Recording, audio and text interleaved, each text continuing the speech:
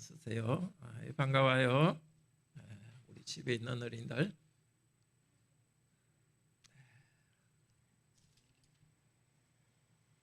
반갑습니다. 오늘은 그냥 이야기니까 좀 쉽죠. 농부가 덜에 나가서 씨를 뿌렸어요. 요즘 점점 자라는데 보니까 곡식만 있는 게 아니라 뭐가 있다 그랬죠? 뭐가 같이 자랐어요? 벼가 자라면서 가라지, 잡초가 자랐어요. 잡초가 어릴 때는 안 보이는데 크면 보여요. 그러니까 일하는 사람이 이거 뽑아버릴까요? 하니까 주인이 뭐라 그랬죠? 가라지 뽑지 마라. 뽑으면 어떻게 된다고요? 곡식도 뿌리가 뽑힌다고요. 곡식을 안 뽑았는데 가라지를 뽑는데 곡식이 뽑힐 수 있어요. 저 어릴 때 시골에서 일을 했거든요. 이 가라지하고 잡초하고 벼하고 붙어 있어가지고 이 잡초만 쑥 뽑으면 벼도 같이 뽑혀요. 그래서 뽑을 때는 조심조심해서 뿌리를 이렇게 같이 뽑히지 않도록 했어요. 그럼 주인은 어떻게 한다고요? 그 가라지도 다 자라고 곡식도 자라게 한 다음에 나중에 어떻게 해요? 추수 때가 됐을 때 그걸 딱 갈라가지고 잡초에서 자란 것들은 태워서 버리고 곡식은 따로 추수해가지고 집에 가져와서 빻아서 먹고 그렇게 하죠. 자, 이거는 무엇에 대한 비유죠? 예수님께서 하나님 나라에 대한 비유입니다. 여기 곡식은 누구라고요? 하나님을 믿는 하나님의 자녀들 여러분입니다. 가라지는 누구? 사탄을 따르는 악한 사람입니다. 우리도 이렇게 악한 사람 같이 있으면 힘들어요. 그래서 이 사람 없어졌으면 좋겠다 이런 생각해요. 우리 교회도 아이고 이 세상에 교회 믿는 사람들은 있고 믿지 않는 사람은 다 없앴으면 좋겠다. 그런 생각이 일어나요. 저도 좀 그럴 때가 있었어요. 그런데 그렇게 하면 안 된다고 그래요. 왜냐하면 우리는 잘 모르는데 저 사람 나쁜 사람이다 해서 그냥 나는 그 사람 없으면 좋겠다. 회사에서도 이 사람 다 없앴으면 좋겠다. 학교에서도 안 믿는 친구들은 저 없었으면 좋겠다. 우리만 따로 있겠다. 그렇게 하면은 우리도 뭔가 피해를 본다 그래요. 도대체 어떤 건지 우리는 잘 몰라요. 어떤 피해를 보는지 나중에 하나님 말씀 들으면서 조금 더 생각해 보겠습니다. 뭔가 우리 믿는 사람과 믿지 않는 사람이 서로 이렇게 섞여 있어 가지고 따로 이렇게 하려면 우리가 피해를 본다 그래요. 그래서 하나님께서는 믿지 않는 사람 또 악한 사람들하고 우리가 섞여서 살게 하셨어요. 그렇지만은 나쁘지는 않게 착하게 살지만은 악한 사람과 섞이지 않게 살게 하셨어요. 그러니까 힘들죠. 예수님 올 때까지 우리는 이렇게 악한 사람들과 섞여서 사니까 힘들어요. 그때까지 참고 나가야 됩니다. 근데 나중 예수님이 오시게 되면 우리는 의인은 해와 같이 빛날 것이다. 그때 되면은 이 모든 죄와 힘든 것이 없이 악한 사람이 없이 오직 하나님을 사랑하는 천국 백성들끼리 해와 같이 빛나면서 우리는 정말 영광스럽게 아무 죄도 없이 아무 고통 없이 살 거예요. 아직은 그때가 아닙니다. 아직은 악한 세상 속에서 힘든 일 속에서 힘들면서 살아가요. 아직은 우리가 사람들을 벌 내리는 일을 할 때가 아닙니다. 나중에 예수님이 오시면 악한 사람들을 벌 내리실 거예요. 지금은 우리가 할 일은 뭐겠죠? 나쁜 사람 힘들다 이 생각 자꾸 할 필요 없고요. 우리가 할 일 열심히 하면 돼요. 우리는 예수님의 곡식이니까 하나님이 원하시는 대로 그렇게 살아가면 돼요. 교회에서 잘 예배드리고 또 집에서도 하나님 말씀대로 하고 학교에서 믿지 않는 친구들, 회사에서 믿지 않는 사람들하고 같이 있을 때도 우리가 할 일을 계속하면 돼요. 곡식으로서 잘 자라면 돼요. 다른 사람 때문에 너무 머리 아프게 생각할 필요 없어요. 믿지 않는 사람에 대해서는 사랑을 실천하면 돼요.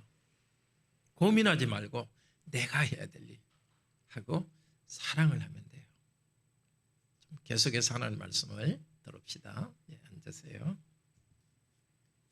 우리 집에 있는 어린이들도 앉으세요. 자, 우리는 이 세상에서는 천국의 자녀로서 악한 사람들과 함께 자랍니다. 그렇지만은 우리 아버지의 나라가 다 이루어질 때에 큰 영광을 누릴 것입니다. 항상 한 해가 끝날 때 되면 이거 좀 잘할 걸 후회가 있습니다. 또 특히 올해와 같은 때는 계획했는데 그것이 엉망이 돼가지고 참 아쉽습니다. 도대체 내가 무엇을 했는가 그런 아쉬움이 있을 것입니다. 그렇지만 하나님께서는 오늘 우리에게 크게 위로해 주십니다. 이러한 상황에서도 너희들은 하나님의 아들, 딸이었고 너희들은 이 땅에서 복잡한 이 세상에서 계속해서 천국 백성으로 자랐다고 말씀하십니다. 우리가 잘 모르기 때문에 비유를 통해서 가르쳐 주십니다. 예수님께서는 비유를 통해서 하나님께서 이 세상을 창조하시기 전에 계획하셨던 하나님의 계획을 우리는 잘 모르지만 이렇게 가르쳐 줍니다. 하나님의 계획이 우리의 약함과 어려운 가운데서도 계속 이루어졌습니다. 앞으로도 계속 이루어질 것입니다. 예수님이 하시는 말씀을 들읍시다. 이 계획이 이루어져서 우리는 새하늘과 새 땅에서 영광 중에 살아갈 그날까지 나아갈 것입니다. 자, 몇 가지로 오늘 말씀하시는데요. 첫째로 이 땅의 하나님의 땅에서 의인들은 심겨져 자라입니다.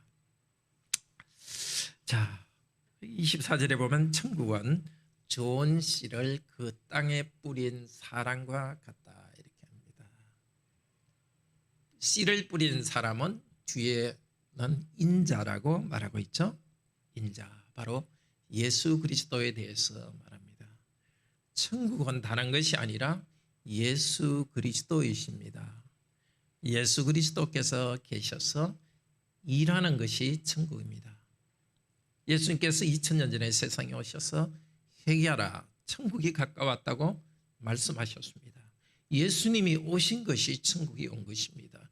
예수님이 일하는 그것이 천국입니다. 그러면 예수님은 어떻게 일하셨습니까? 씨를 뿌렸습니다. 어디에?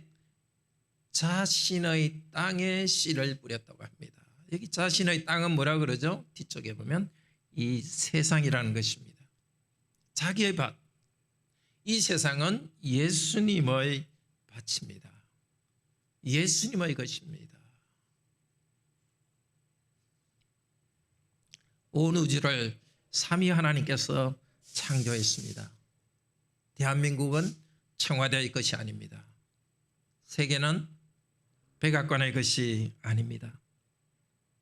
이 땅 어느 곳도 우리 주 예수님의 소유가 아닌 것이 없습니다. 이 땅은 예수 그리스도의 땅이기 때문에 예수님께서는 이 땅에 씨를 심으셨습니다. 좋은 씨를 뿌렸습니다. 좋은 씨를 뭐라고 합니까?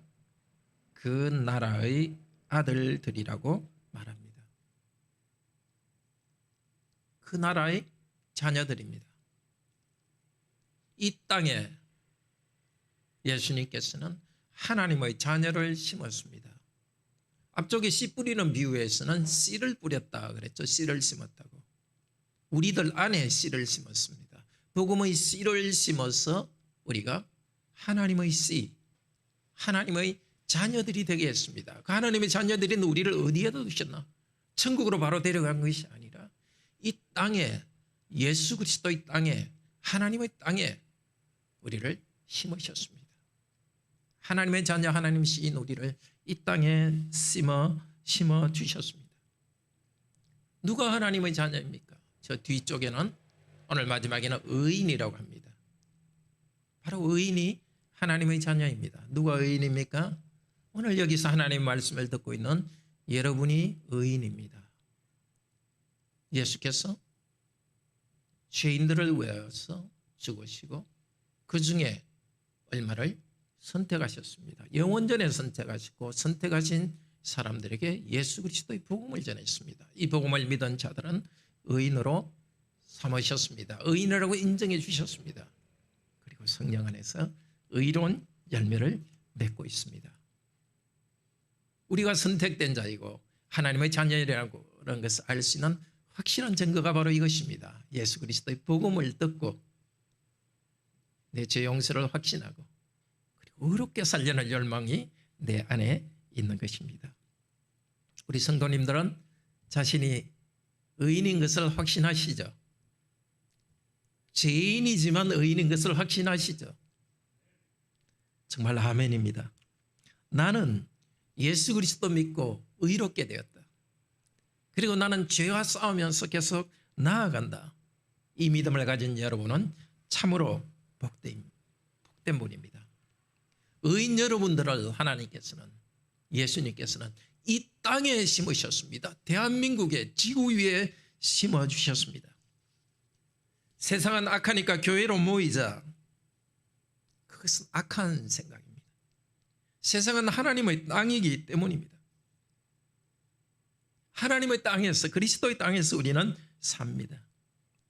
바로 대한민국에 심겨진 씨들입니다. 우리는 직장 생활을 대충 하고 천국만 기다리자. 우리는 이 땅의 삶을 귀하게 여겨야 됩니다. 어려움이 있다고 해서 세상의 한 구석으로 피해서는 안 됩니다. 우리 아버지의 땅에서 우리는 어려움이 있더라도 우리 아버지의 땅에서 우리는 당당하게 살아가야 됩니다.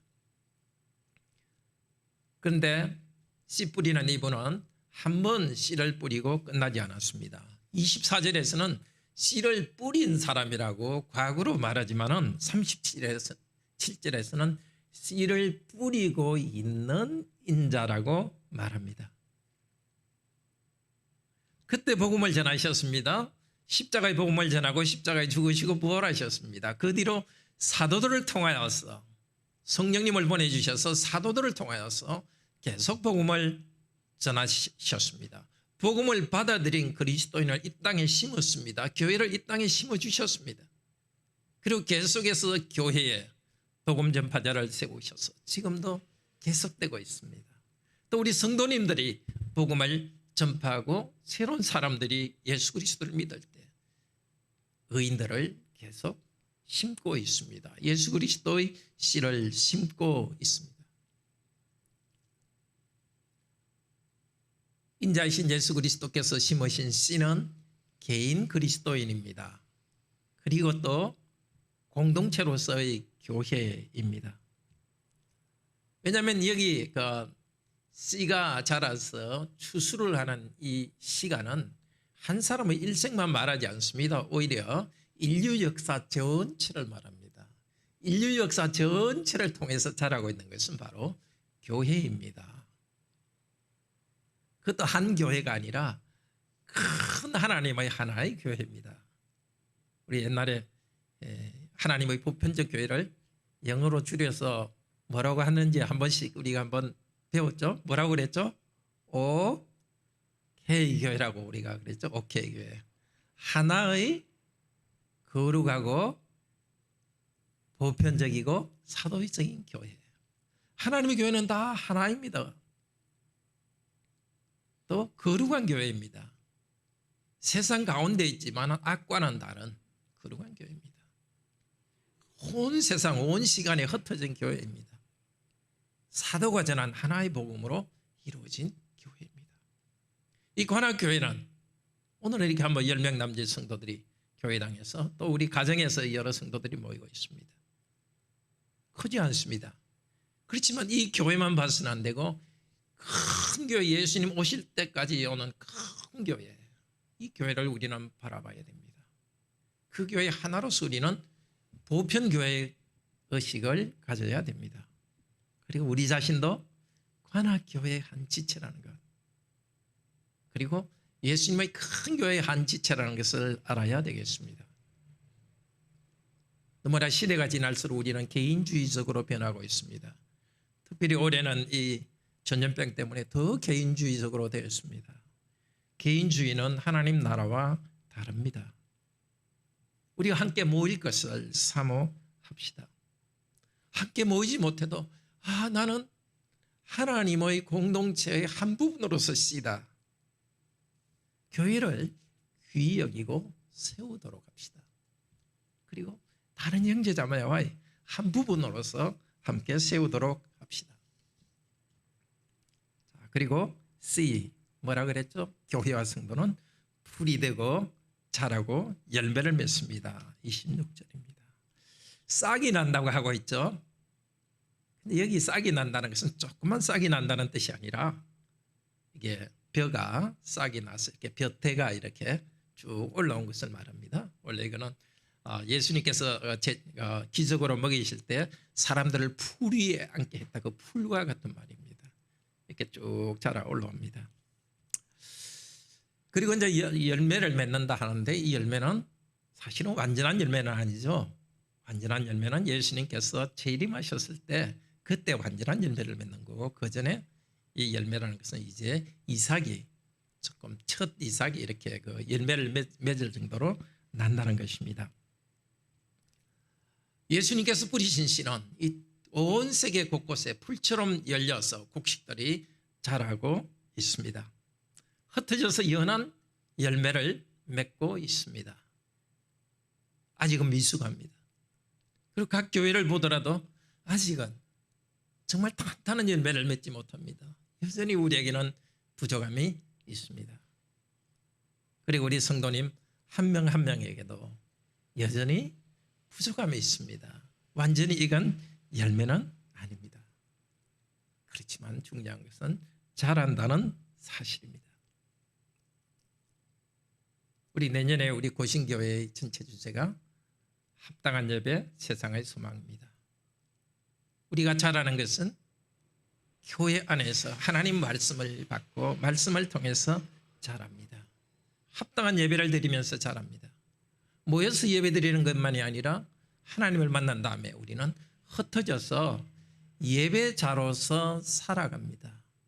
먹든지 마시든지 일하든지 놀든지 항상 하나님께 바쳐진 사람으로서 우리는 살아갑니다.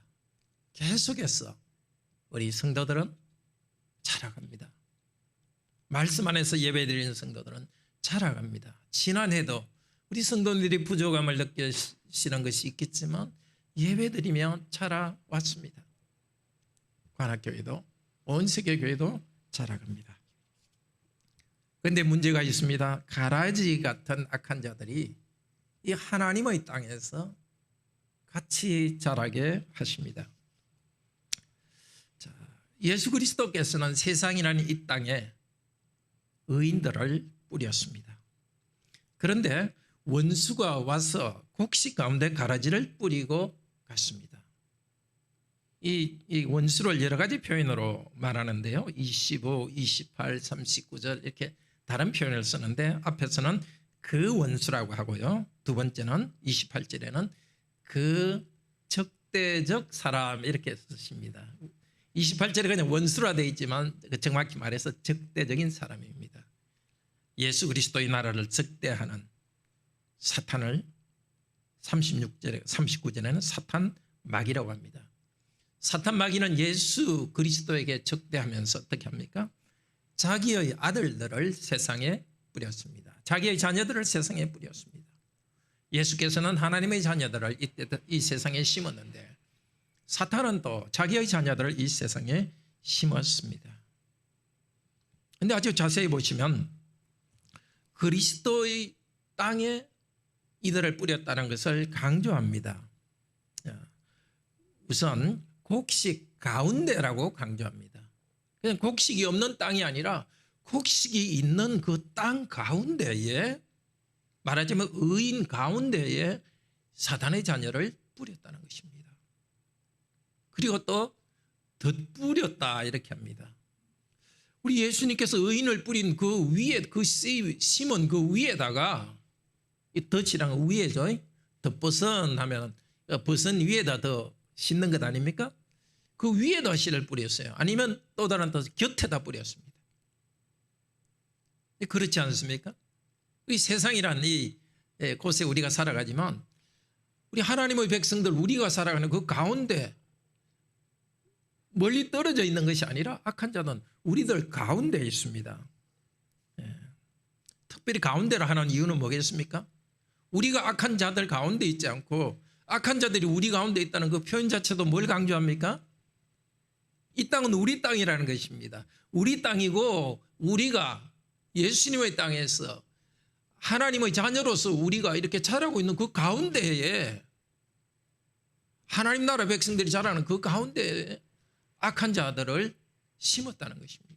그리고 사탄은 떠나가 버렸습니다. 아무도 모릅니다. 이 사실을 우리도 알 수가 없습니다. 예수님이 말씀하니까 알 수 있죠. 그리고 여기 오늘 읽은 것 중에 보면은 창세 이전부터 감추인 것을 드러내셨다고. 하나님께서 이렇게 이 세상에 일어난 영적인 것들을 이렇게 예수 그리스도의 입을 통해서 우리에게 가르쳐 주고 있습니다. 자, 그러나 이제 배웁니다. 하나님의 좋은 이 땅에 마귀가 악한 자들을 심어 주셨습니다. 이 사실이 중요합니다.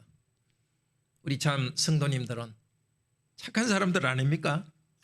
원래는 나쁜 사람이었지만 우리 은혜로 다 이렇게 착한 마음을 가졌기 때문에 세상이 착각하다는 생각으로 계속 착각 가운데 살아갑니다. 어느 순간 악한 사람을 보면 이상하다 생각하는데 우리는 착해야 되지만 나쁜 사람이 있다는 걸 확실히 알아야 됩니다. 마귀가 악한 자들을 확실히 악한 자를 뿌려두었다는 것을 알아야 됩니다. 우리 마음이 착하기 때문에 어떤 사람의 악함을 볼 때 저 사람은 악하다 그렇게 생각하는 것이 잘못이 아닙니다. 우리는 항상 진리 안에서 사랑해야 되니까 악한 사람은 악한 대로 정확히 아는 것이 그게 또 사랑과 연결됩니다. 거짓말하는 자, 말로서 사람의 상처를 주며 어느 살인, 마음의 미움을 품고 있는 생각의 살인, 그 악한 마귀의 자녀들입니다. 마귀는 원래 거짓의 아비요 살인하는 자라고 했습니다. 요한복음 8장에서 말하죠. 죄의 노예가 되어 있는 자들은 마귀의 자녀들입니다. 사실은 우리도 우리의 삶에서는 그런 자들이었습니다. 그러나 예수 그리스도의 은혜로 하나님의 자녀가 되었습니다. 우리가 하나님의 자녀로서 땅에 심겨진 것은 선택한 것이기도 하지만 그러나 실제로는 우리 삶에서는 우리도 사탄의 길을 따라갔는데 복음을 통해서 우리가 새로운 사람을 삼아 주셨기 때문입니다. 저와 여러분은 의인으로서 삼아 주시고 의인으로 살아가는 이 땅에 마귀의 자녀들이 우리 땅에 섞여서 우리와 함께 살고 있다는 사실, 악이 있다는 현실, 그것을 잘 알기를 바랍니다. 진리의 한 부분입니다. 예수 그리스도께서 우리를 구원하신다는 것도 진리지만은 마귀의 사람들이, 마귀의 자녀들이 우리가 사는 가운데 있다는 사실도 진리입니다. 그걸 잘 알아야 됩니다. 자, 곡식이 나오고 열매를 맺을 그때에 가라지가 나타납니다. 아까도 이야기했지만 저도 어릴 때 보면은 어릴 때는 들판에서 아버지를 도와서 일을 했는데요. 가라지가 잡초가 자라는 것이 어릴 때도 보이지만은 그거 말고 큰 벼처럼 자라는 게 있습니다. 그거는 어릴 때는 안 보입니다. 커가지고 거의 추수 가까이 될 때 싹이 나올 때쯤이야 그게 보입니다. 자, 마귀가 일을 했지만 역사가 지날수록 악한 것들이 더 보입니다. 혹은 교회가 성숙할수록 악한 자들이 이 세상에 있다는 것이 보입니다. 자, 그때 어떻게 해야 될까요? 예수 그리스도의 종들의 반응이 무엇입니까? 우리 27절에서 30절 길게 나옵니다. 땅에 악한 사람이 자라고 있다는 것을 알고서 당황합니다. 연거푸 3번이나 질문합니다. 그 질문에 나타난 당황한 마음을 읽을 수 있겠죠? 27절부터 주님, 밭에 좋은 씨를 뿌리지 않았습니까? 그런데 가라지가 어디서 생겼습니까? 그러니까 원수 마귀가 그 일을 했다. 그러면 우리가 가서 그것을 뽑기 원합니까? 다급한 심정, 제약된 현실에 대해서 뭔가 손을 써야 된다는 그 심정입니다. 여기 종달은 예수님이 비유해서 해석을 하지 않지만 아마 사도들이겠죠. 그리고 복음을 전하는 사람들이겠죠. 이렇게 복음이 안에서 자라가는데, 세상 가운데 자라가는데 왜 악한 자들이 이렇게 세상 가운데 있는가? 또 모든 성도들입니다. 교회와 성도들은 이 땅에 정말 의로운 백성들을 심고 자라게 합니다. 우리 성도들도 세상에 살면서 불신자들과 어울려 살면서 이 생각을 합니다. 우리가 뽑기를 원합니까? 주님께 묻습니다. 하나님이 창조하신 세상에 왜 악한 사람들이 있습니까? 더구나 그들이 왜 번성하고 있습니까? 악한 자들은 이 세상에서 당장 없애면 좋지 않겠습니까? 우리 회사에서도 악한 사람들은 당장 다 해고하고 착한 사람들만 좀 남기면 되지 않습니까? 그 마음 이해갑니다. 제자들이 하는 말에는 사탄이 한 일과 일에 대해서 좀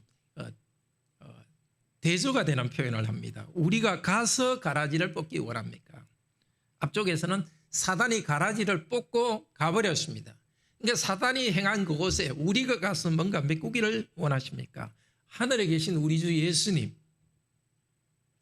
그런데 이 가라지를 뽑는다는 겉에 있는 이 표현이요, 말 그대로의 뜻은 모은다는 뜻입니다.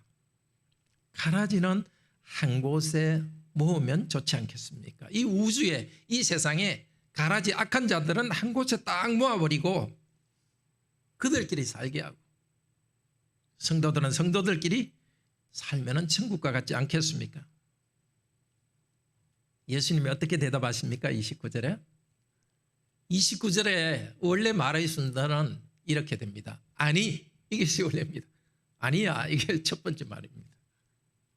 단호하십니다. 절대 그렇게 하지 마라. 가라지를 모으다가 곡식을 뽑지 않도록.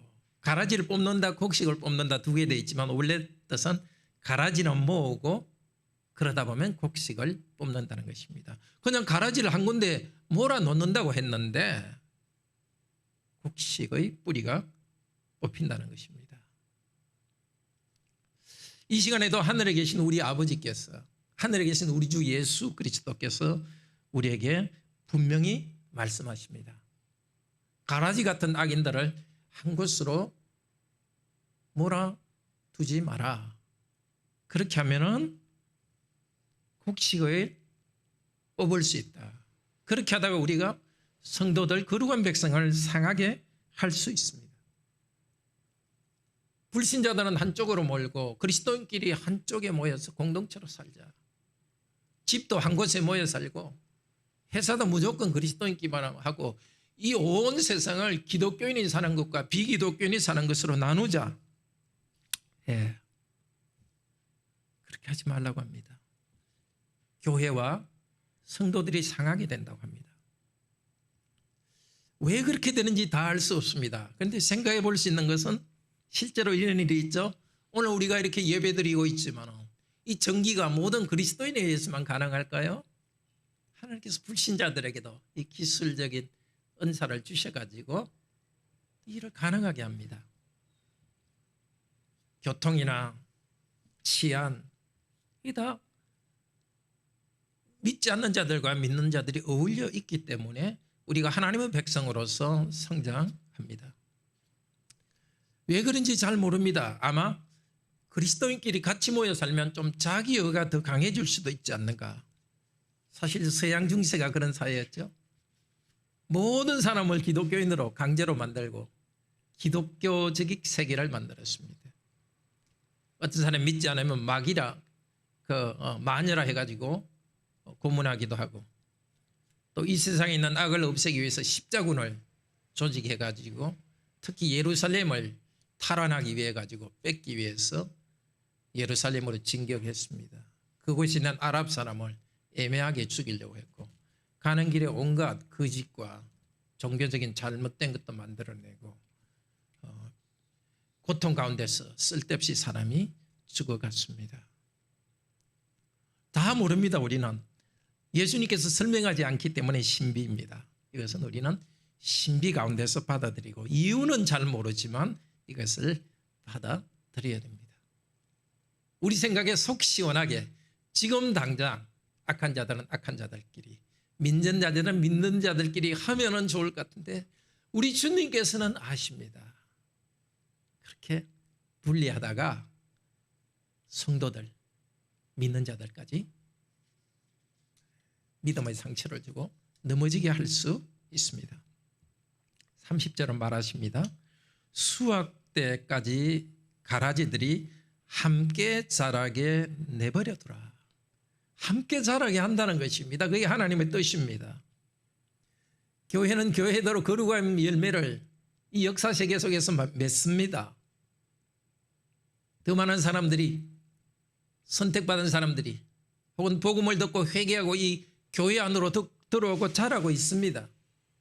악한 사람은 악한 사람대로 그렇게 합니다. 요즘 보십시오.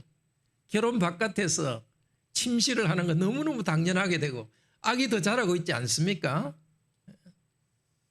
어머니 뱃속에 있는 아이를 마음껏 살해할 수 있는 것이 여성의 권리라고 주장하고 있습니다. 같이 자랍니다. 주님께서는 아십니다.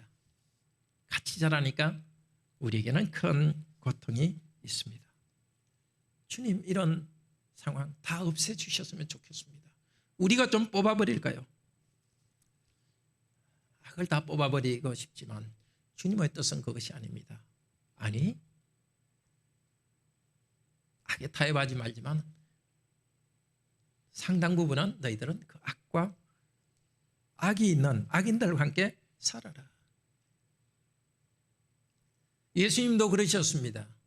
사단의 시험을 받으셨습니다. 그런데 어떻게 사단의 시험을 받으셨습니까?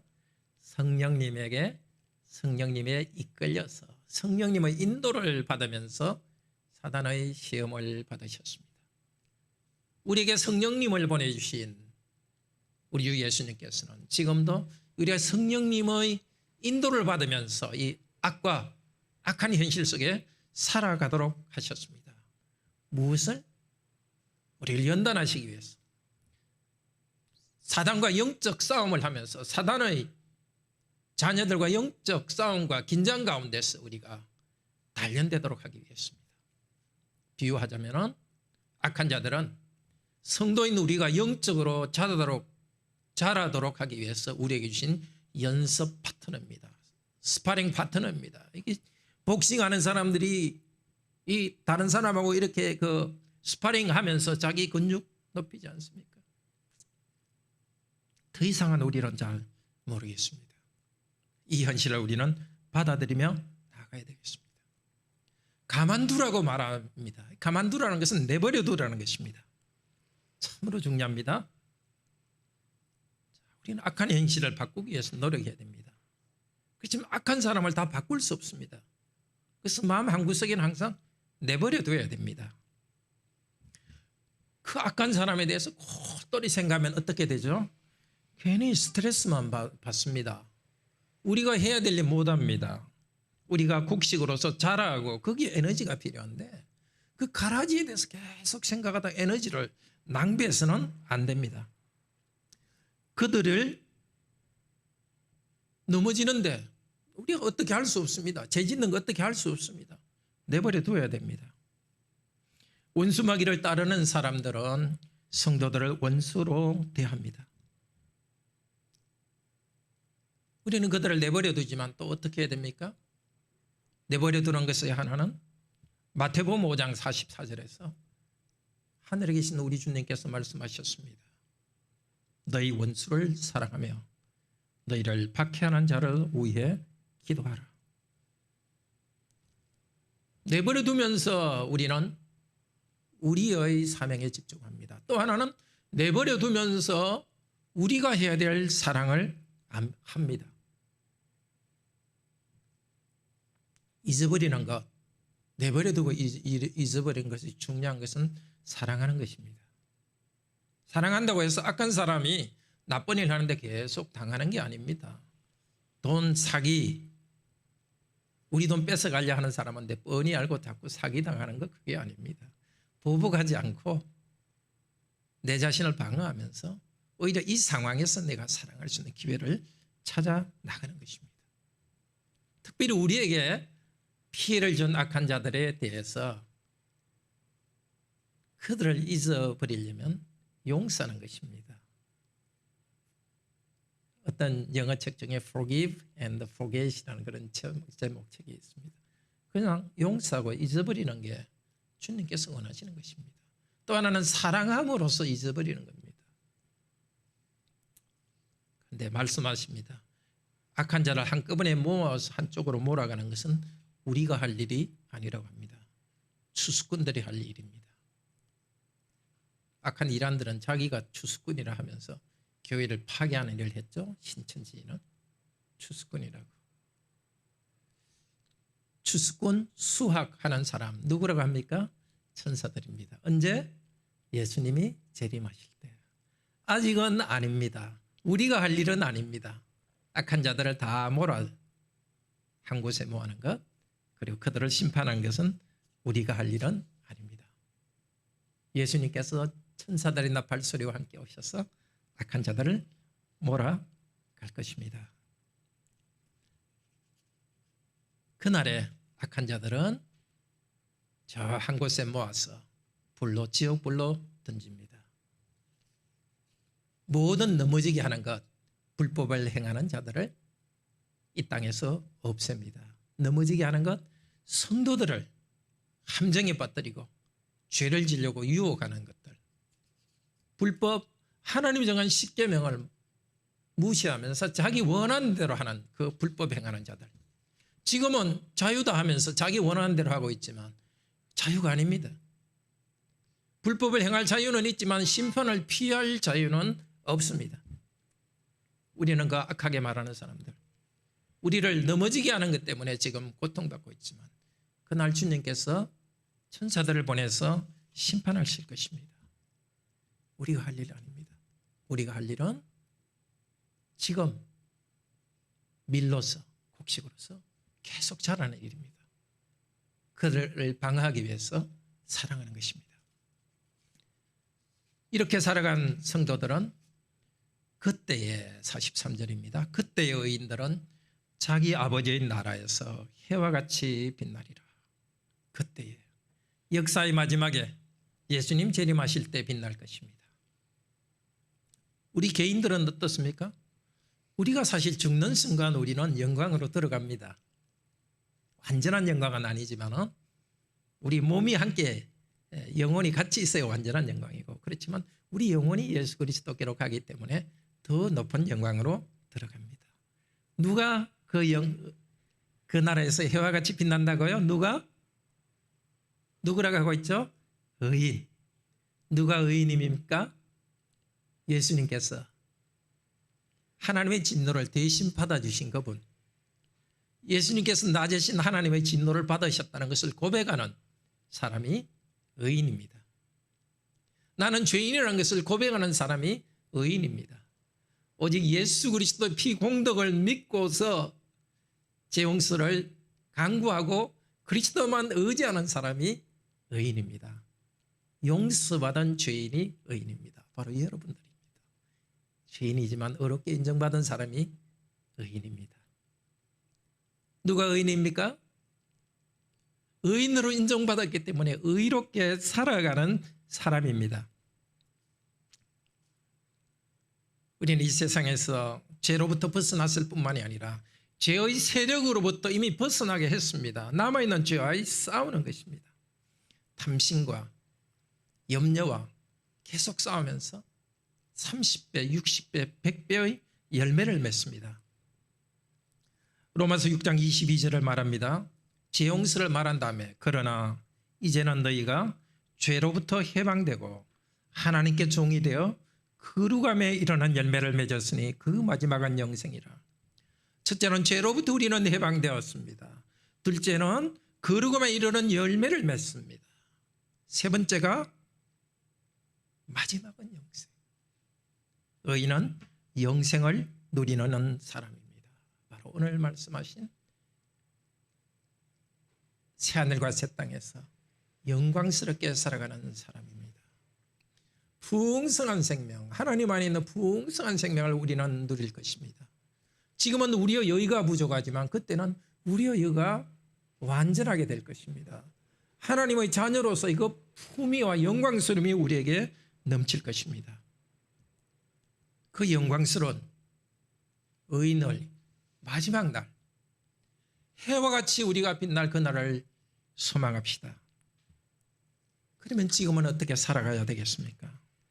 첫째는 고난 가운데 인내하며 살아갑니다. 해와 같이 빛난다는 것은 다니엘서 12장 3절에 나온 표현입니다. 그때는 인자이신 예수 그리스도께서 재림하실 때입니다. 그들은 다니엘서 12장 10절에서는 연단을 받아서 스스로 정결케 된 자들입니다.